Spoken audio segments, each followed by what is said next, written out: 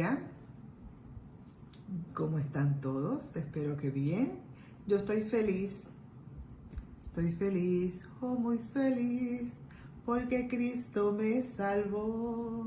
Ahora canto alegre, porque Cristo mi alma rescató. Estoy con esa canción desde esta mañana y pues eso me hace feliz, porque es una forma de decirle al Señor que verdaderamente Él es mi dueño y mi Salvador y me rescató. Sean todos y todas bienvenidas a la escuela bíblica del día de hoy. Hoy seguimos con la segunda parte del Evangelio de Mateo. Y quería recordarles y recalcarles que este libro, como hablamos en la primera clase, es el primer libro que aparece en el Nuevo Testamento.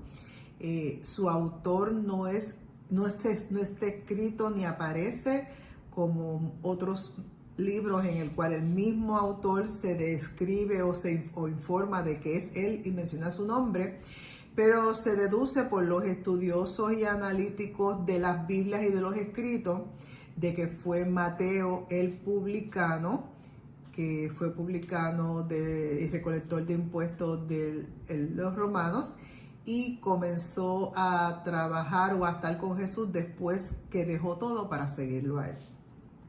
También discutimos o hablamos de que Mateo escribía dirigido al pueblo judío, que haciéndole recalcar y entender de que verdaderamente este era el Mesías esperado, el Mesías hablado en el Antiguo Testamento. También mencionamos de que Mateo había sido escrito en griego, aunque muchos indican que posiblemente fue primeramente en arameo y después traducido al griego, pero no hay ninguna ciencia exacta que indique lo mismo, así que todos continúan diciendo que fue escrito originalmente en griego. Y que Mateo fue uno de los 4 evangelios que están en el Antiguo Testamento, y es de los 3 sinópticos, incluyendo a Mateo, que están Mateo, Marcos y Lucas. Esos 3 son evangelios sinópticos que simbolizan o significan que oyeron o vieron simultáneamente los 3 la misma información y la redactan de una forma personal y directa, basados en sus experiencias personales. Pero estaban allí, escribieron de lo que Jesús hizo mientras estuvo aquí en la tierra con nosotros. Como siempre les digo, tengan a la mano su libreta y bolígrafo. En muchos momentos les diré, hagan un screenshot, porque si son muchos versículos, como que es mejor que ustedes le den un screenshot, a pesar de que yo se los voy a mencionar. Pero si les da un screenshot y ustedes después en su teléfono, esa foto que tomaron, pues van yendo directamente a cada uno de los versículos. Así que vamos a orar para dar oficialmente comienzo a la clase de hoy. Te invito a que me acompañes en esta corta y sencilla oración. Gracias, Señor. Gracias te damos porque somos salvos. Gracias por tu sacrificio y gracias por tu misericordia. Estamos contentos, estamos gozosos de que estamos aprendiendo de ti y de tu palabra. Y gracias, Dios, por el honor que me permite transmitir la misma de una forma sencilla. Y así como tú me hablas a mí a través de ella, espero que le estés hablando a cada uno de los oyentes donde quiera que estén. Úsame, Señor, como tu instrumento, porque sabes, Señor, que toda la gloria y toda la honra es exclusivamente tuya. En el nombre de Jesús. Amén, amén. Quería mencionarles antes de comenzar de lleno en la clase, que en un momento dado, en una clase bien atrás, mucho tiempo, al principio que comenzamos a dar las clases así virtuales, les estuve hablando de las Biblias y les señalé que había muchos tipos de Biblia. Yo les quiero aquí a ustedes enseñar algunas de las Biblias que yo tengo, pero en este caso les voy a enseñar la Biblia Plenitud. Biblia Plenitud, mírenlo aquí. Esta Biblia a mí me gusta mucho porque tiene para estudiar, hay Biblias que son simplemente para leerla, pero libros para estudiar, Tiene mucha información. Cada vez que usted lee los versículos, tiene mucha información y da información plena de cada vez que usted va a comenzar. Pero quería hacerles notar, a ver si se puede ver aquí.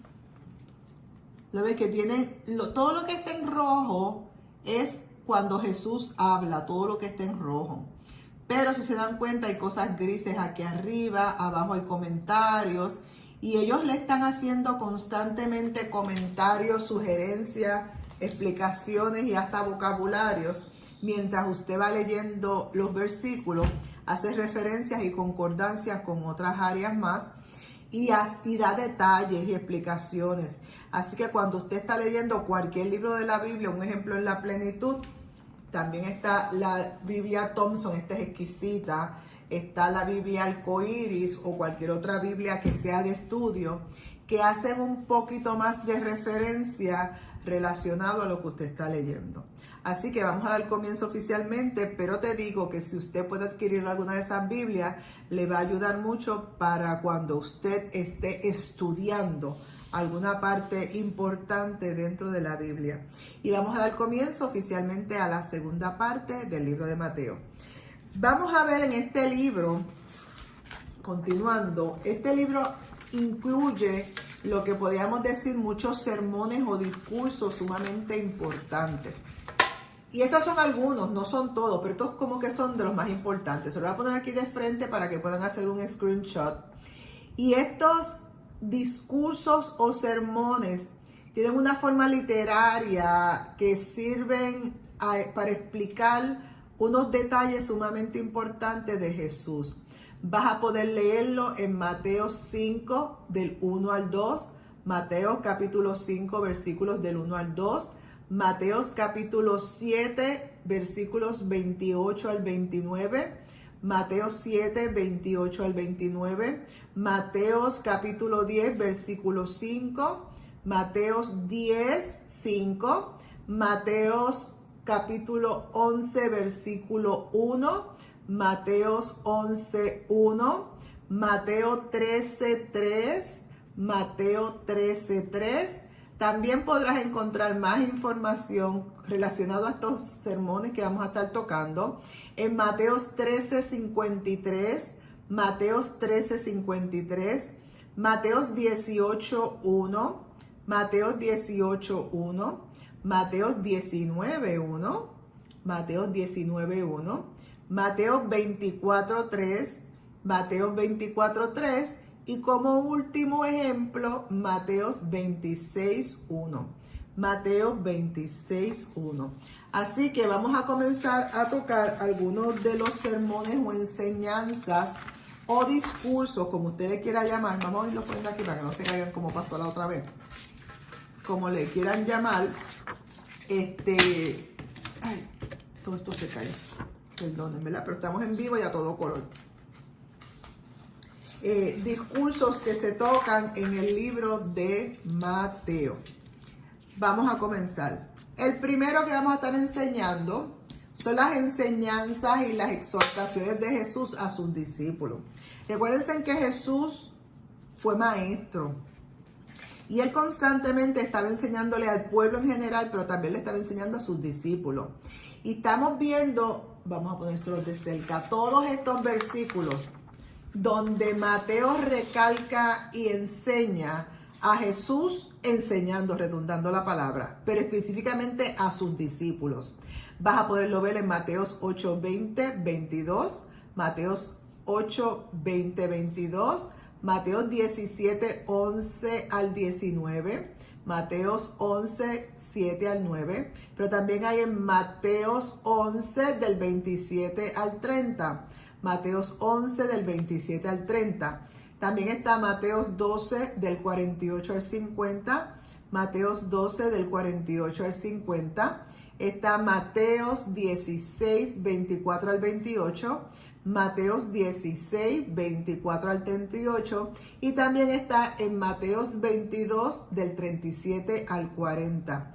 Mateos 22 del 37 al 40, ahí vamos a estar viendo ejemplos de las enseñanzas y exhortaciones que Jesús les realizó a sus discípulos que se registran en el libro de Mateo. También hablamos en Mateo recalca y enseña, ay, esto está vivo hoy, recalca y enseña de las amonestaciones. ¿Qué es una amonestación? Como que un regañito, ¿verdad? Acá, como diríamos los jóvenes, un chiquimangue de parte de Jesús, pero dirigido a los escribas y a los fariseos. Recuerden que los escribas y los fariseos se supone que fueran la gente que tuvieran más conocimiento de la Biblia porque eran estudiosos de la palabra, pero ellos hacían lo que les daba la gana y no querían reconocer y aplaudir o seguir las enseñanzas de Jesús porque a ellos no les convenía. Así que vemos en varias ocasiones, como en Mateo 22 del 18 al 21, Mateo 22 del 18 al 21 y Mateo 23 del 1 al 36. Mateo 23 del 1 al 36 menciona a Mateo las amonestaciones que Jesús les realizó a los escribas y a los fariseos. También Mateo registra las amonestaciones o regaños que le hace Jesús a Jerusalén como nación. Y la vas a poder leer en Mateo 23 del 37 al 38. Mateo 23 del 37 al 38. También están las amonestaciones a algunas ciudades de Galilea o algunos pueblos o algunas regiones de Galilea. Y Mateo las registró en Mateos 11, versículos 20 al 24. Mateos 11, del 20 al 24. Recalco y sigo mencionando, que el tema primordial, el tema más importante, el tema clave en la predicación del Señor fue el reino de Dios. Y Mateo recalca y enseña mucho sobre esas partes o esas informaciones que daba Jesús. Y generalmente esta información iba designada o hablada o se menciona el reino de los cielos. Vas a poder leer al respecto en Mateos 9:35. Mateos 9:35. Porque al hablar del reino de los cielos había un mensaje doble. Un mensaje de la realidad presente y actual de ellos, como lo puedes leer en Mateos 4:17, Mateos 4:17 y Mateos 12:28. Mateos 12:28. Les habla y recalca una realidad de ese momento, de ese reino de los cielos. Pero también hace una alusión al reino de los cielos, pero en una época futura, donde lo podrás ver en Mateos 16:28. Mateos 16:28. Es bien importante y Mateos está como que ese era su tema principal. Aparte de indicar la divinidad de Dios, habla constantemente de la proximidad de ese maravilloso reino de los cielos, que es anunciado constantemente mientras Jesús caminó aquí y se lo habló muchas veces a sus discípulos en sus enseñanzas privadas y a solas con ellos, como cuando lo menciona en Mateos 10:17. Mateos 10:17. Y también ese comentario del reino o la proximidad del reino de Dios fue después de su resurrección y les habla de la presencia permanente de que Él va a estar con ellos todo el tiempo. Como dice Mateo 28:20, que dice, he aquí yo estoy con vosotros todos los días hasta el fin del mundo. ¿Qué le estaba diciendo Jesús a sus apóstoles? Y nos lo dice a nosotros ahora en estos tiempos. Que Él va a estar con nosotros, no importando lo que esté aconteciendo, no importando las enfermedades, no importando el COVID, no importando la persecución, no importando el desempleo, no importando la enfermedad o situaciones que usted tenga particulares, personales o familiares o de nación. Dios nos dice que Él va a estar con nosotros hasta el fin del mundo y tenemos que creerlo. Así que confiemos en esa palabra y Mateo la recalca mucho y la señala mucho en su mensaje escrito en el Evangelio de Mateo. Continuamos. Mateo escribe su obra siguiendo una línea general y básica que es basado en el esquema de Marco, como habíamos hablado en la clase anterior. Pero él, aunque coge información de lo que dice Marco, él le da un toque personal y él redacta los textos de una forma muy personal y muy particular, diferente a Marco. Los cuadros relativos o los materiales narrativos que se utilizan, muchos de ellos están comunes en Marcos y en Lucas, pero en Mateo se hace de una forma exclusiva porque, como les dije anteriormente, Mateo va dirigido más al pueblo directamente judío y recalca y resalta unos detalles que tal vez Marcos y Lucas no lo realizan porque al grupo al cual él va dirigido quiere resaltar esa información muy particular. Vemos que los relatos de Mateo, que van concisos, como les dije, con los de Marcos, a veces son severos, pero a la misma vez pulcros. O sea, son fuertes, detallados, pero pulcros. Y mantiene regularmente este tono ceremonial que se utilizaba en aquel tiempo. Y da a entender como si fuera un rabino el que estuviera escribiendo esos versículos, porque son fuertes, pero a la misma vez con una forma ceremonial que ellos lo podían comprender y era práctico en ello. Mateo no se tiene entendido ni conocimiento de que fuera un rabino, pero como él tenía mucha capacidad y, por decir nuevamente, conocimiento de la ley y de las costumbres y culturas, y tenía mucho conocimiento del Antiguo Testamento, nos da a entender que era un hombre estudioso de la palabra, de lo que estaba escrito hasta aquel momento. O sea que esto constituye que los textos que pueden ser escasos en forma literaria, pero él los utiliza en una forma típica para que los hebreos lo puedan entender. Vamos a estar tocando ahora, le voy a dar screenshot para que lo puedan ver, los esquemas o las subdivisiones del libro de Mateo. Esto es importante que ustedes lo tengan así a la mano porque es sumamente importante. La primera parte de los esquemas o subdivisiones en el libro de Mateo es la infancia de Jesús, que la vas a poder encontrar desde Mateos 1:1 hasta Mateos 2:23. Mateos 1:1 hasta Mateos 2:23. Y en esa infancia de Jesús, Mateo recarga la genealogía de Jesucristo, completita desde arriba, desde el principio hasta él. Llega hasta David y menciona toda esa genealogía. ¿Para qué? Para que aquel pueblo al cual él le iba a estar escribiendo se percatara y se diera cuenta que Jesús sí era el Mesías. También en Mateo, en relación a la subdivisión de la infancia, Mateo señala y escribe del nacimiento y infancia, redundando la palabra, la crianza, vamos a poner la crianza del tiempo de Jesús cuando era niño. Y vas a poder leer de ello en Mateos del 1 al 18, Mateos 1:18 hasta el 2:23. Así que puedes leer todo lo relacionado a la infancia de Jesús. Pero también habla, la segunda parte es el comienzo del ministerio de Jesús aquí en la tierra. Y lo vas a poder ver en Mateos 3, del 1 hasta el capítulo 4 hasta el 11. Mateos 3:1 hasta el 4:11. Y ahí vas a poder leer con relación a la predicación de Juan el Bautista, porque Mateo habla de Juan el Bautista, y los antecedentes o acontecimientos o sucesos antes del ministerio de Jesús comenzar. Vamos a dejarlo así. La otra parte, la tercera parte, es el ministerio de Jesús estando en Galilea. Cuando Jesús caminaba por Galilea.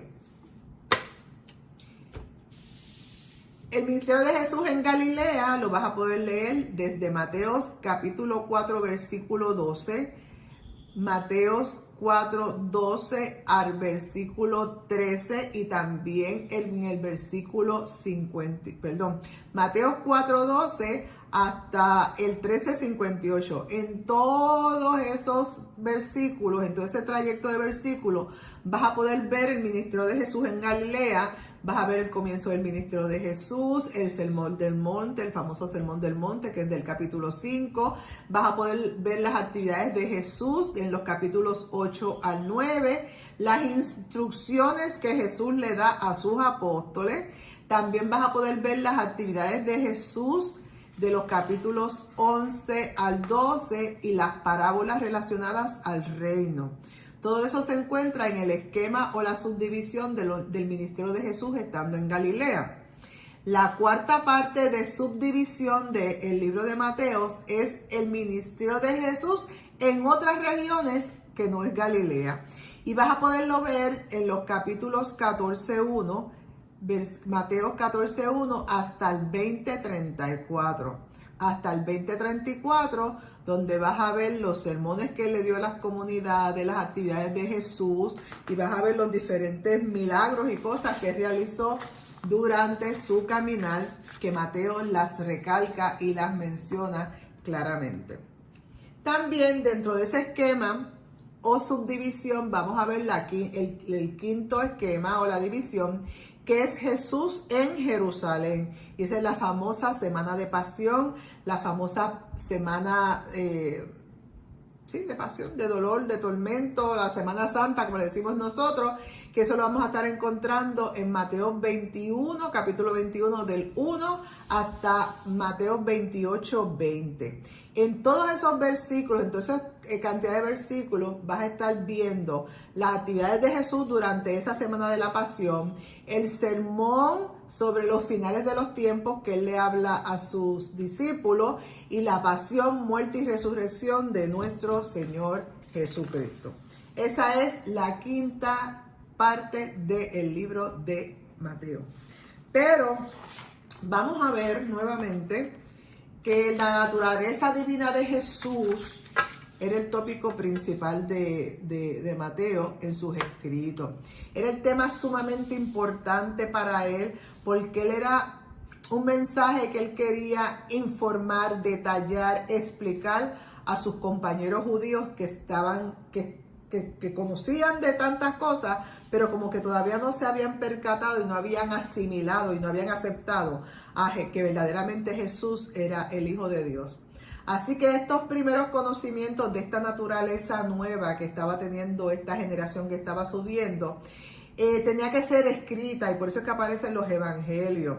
Porque antes de los evangelios, ese entendimiento se enfocaba solamente en la revelación de Jesús y su resurrección como Dios, pero como que no aplicaban más al enfoque mesiánico real que él tenía para ese pueblo en ese tiempo y para nosotros ahora. ¿Qué sucede? Vemos que el Evangelio de Marcos relata revelaciones anteriores de la vida de Jesús en la tierra, su bautismo y su transfiguración. Y vemos que Mateo y Lucas se remontan un poco más atrás y muestran a Jesús como Hijo de Dios desde el nacimiento. Sabemos a Marcos que habla de cosas ya Jesús caminando, pero Mateo y Lucas se van desde Jesús, desde su nacimiento. Pero en cambio, Mateo, diferente a los demás evangelios, él se dedica a identificar que la venida de Jesús a la tierra era el cumplimiento pleno de todas y cada una de esas profecías que habían en el Antiguo Testamento. Así que vemos que Marcos habla así del caminar y del actual de Jesús en la tierra, su bautismo y su transfiguración. Vemos a un Mateo y a un Lucas que hablan sí se remontan un poco atrás de Jesús desde su nacimiento como Hijo de Dios, pero hasta ahí se quedaron. Pero Mateo recalca, Mateo se va más profundo, más a la antigua, se va a los escritos antiguos y ve y recalca y enseña que verdaderamente Jesús era el Mesías esperado. Así que vemos al final, en estos 4 evangelios, aparece nuestro amigo Juan, que es el que llama a Jesús el Verbo.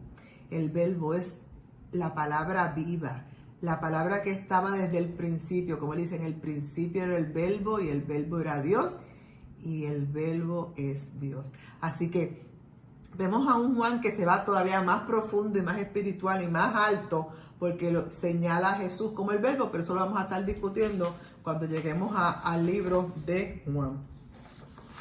Mateo, que es el libro que nosotros estamos estudiando en este momento, y casi vamos ya mismo a terminar, no, falta parte de la conclusión. Vemos a... Espérense.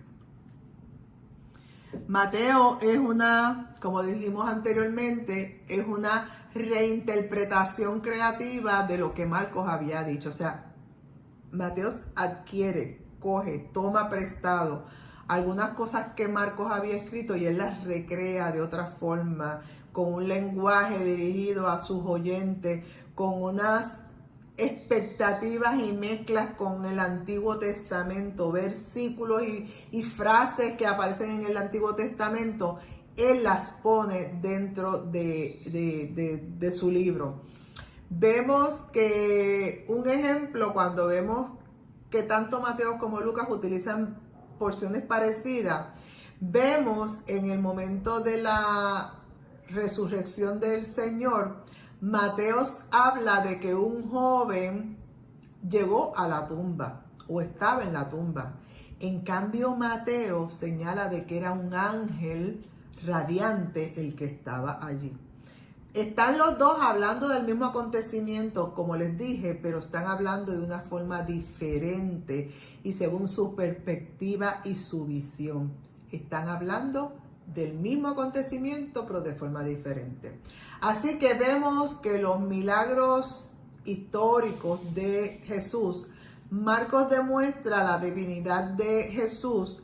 Sin embargo, Mateo lo sobresalta y dice que él está haciendo esos y confirma la condición de Dios como el Mesías, pero lo pone por encima, mucho más por encima de lo que Marcos indica. Ahora vamos a comenzar la conclusión de lo que es el libro de Mateo. Número 1. Como todos los evangelios, como los demás evangelios, lamentablemente en este no se expresa quién es el autor directamente.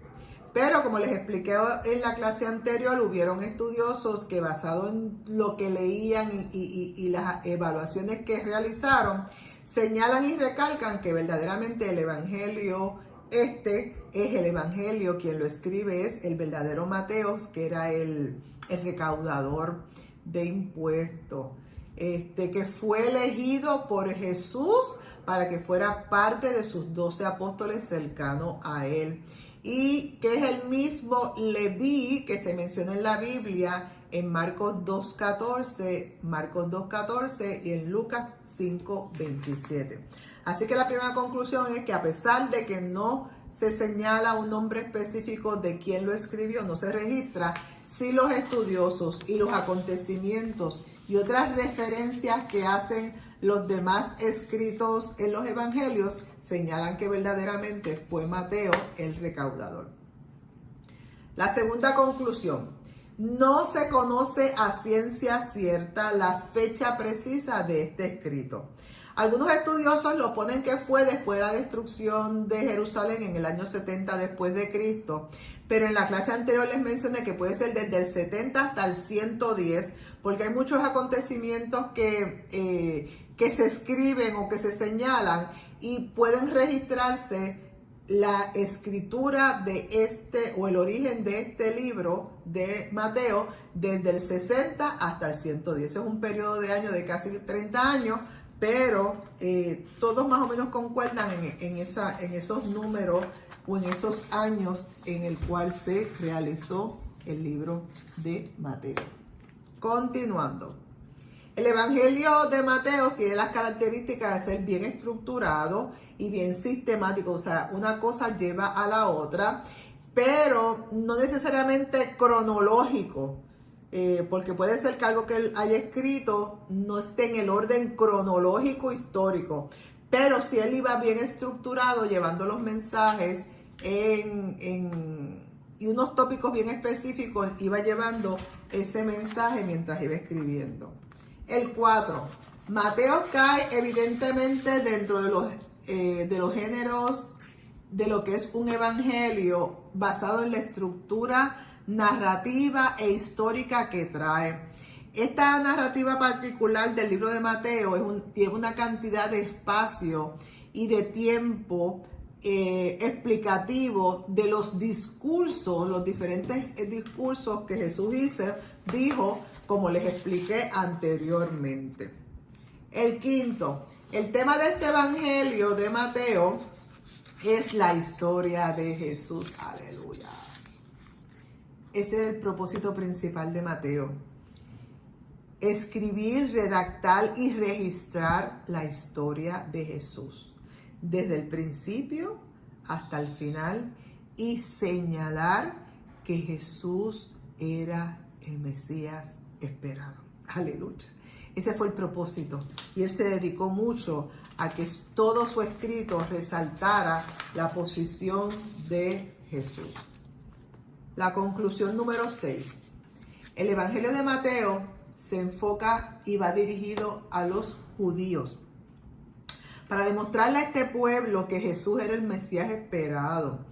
A pesar de que este enfoque es dirigido a los judíos y este libro menciona y muestra a los gentiles de una manera bien clara de que esto también es para los gentiles, no era exclusivamente para ellos, el libro de Mateo, a pesar de que les enseña a los judíos que Jesús era el Mesías y que venía a salvarlo, también nos exalta y nos menciona a nosotros de que Jesús vino a salvar al mundo entero, a todas las naciones.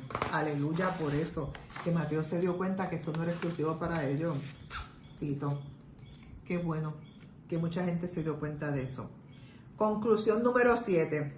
El carácter judío de esta carta. Recuérdense que Mateo es judío, escribiéndola a judíos, así que tiene que ser un carácter, una forma de que vaya en relación al conocimiento que los judíos tienen.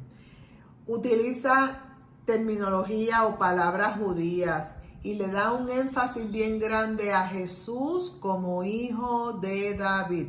Eso es sumamente importante para el judío, para que se mantenga en la genealogía de David. También en la conclusión número 8 nos indica que este evangelio hace citas, muchas citas, a versículos o temas del Antiguo Testamento que ninguno de los demás evangelios los menciona.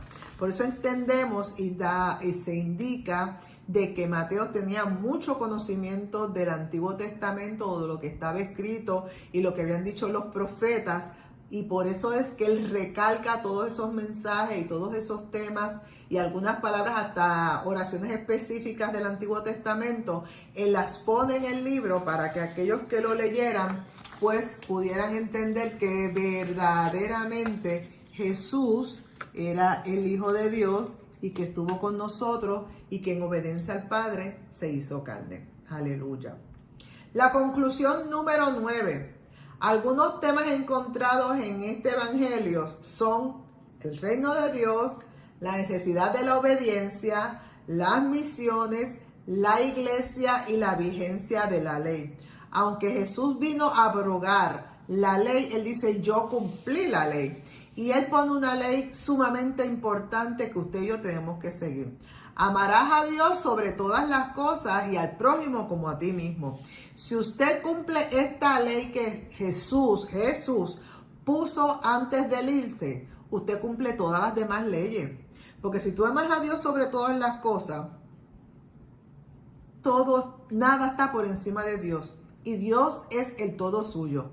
Y cuando usted ama a tu prójimo como a usted mismo, usted no le va a hacer daño a nadie, porque ese daño usted no quiere que se le haga a usted, ¿verdad?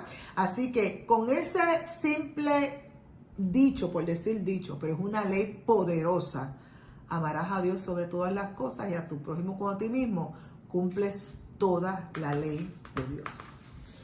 Y la conclusión número 10.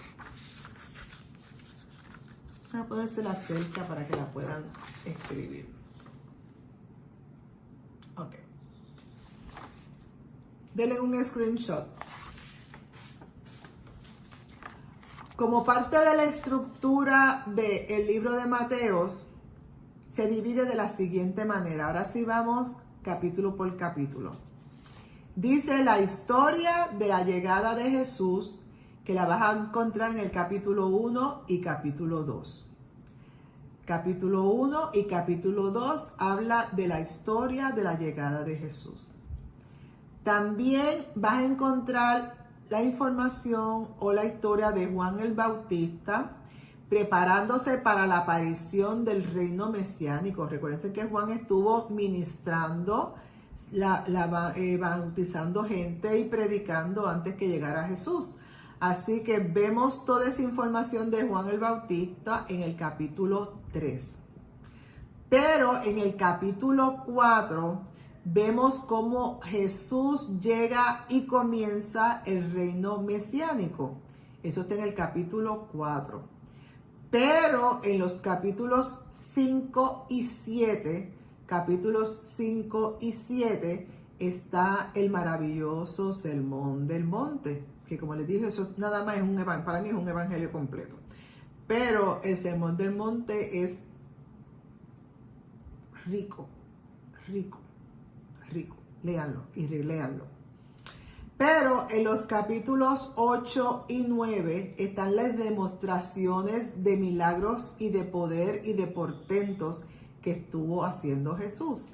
Lo van a poder leer en los capítulos 8 y 9.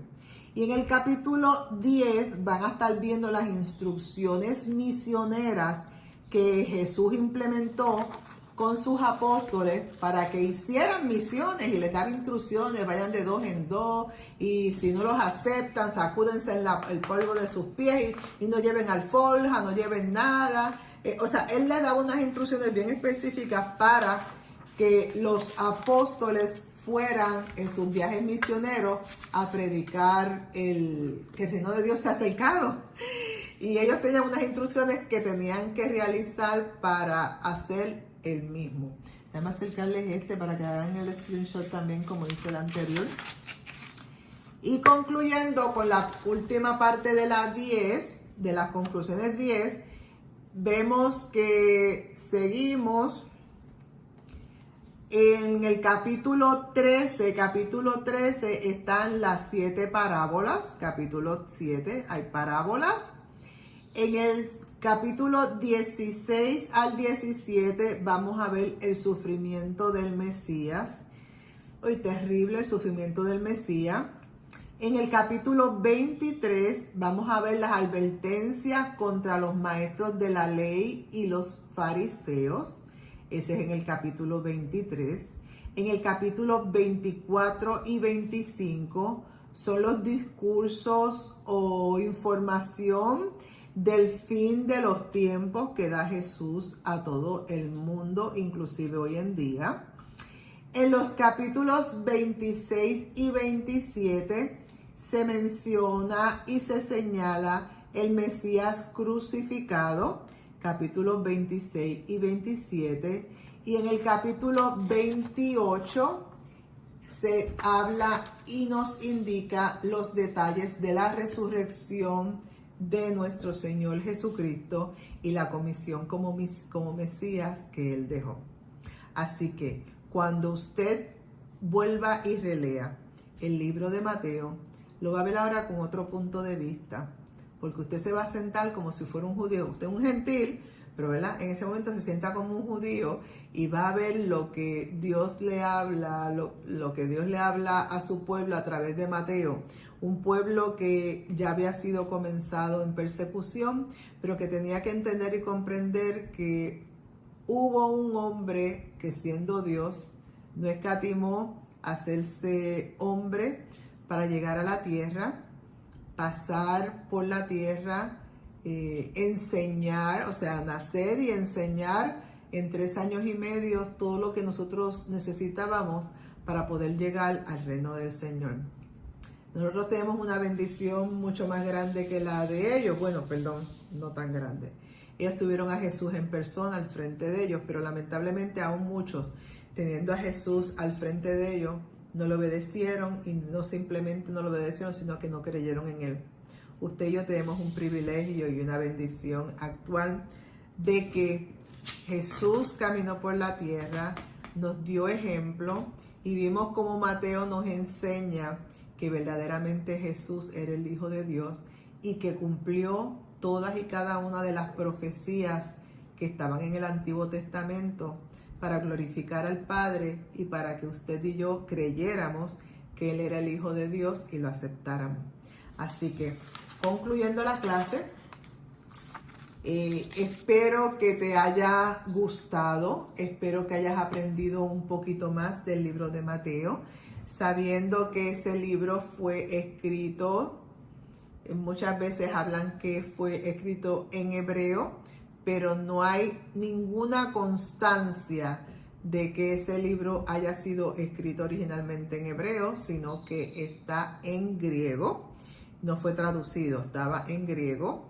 Y que Mateo, a pesar de que en ningún sitio se registra oficialmente que fue escrito por él, sí todo indica, todo detalla, todo lo señala a que Mateo o Leví, hijo de Alfeo, que fue recaudador de impuestos de los romanos, fue el que escribió este maravilloso libro que resalta, enseña y proclama que Jesucristo es el Hijo de Dios y que era el Mesías esperado.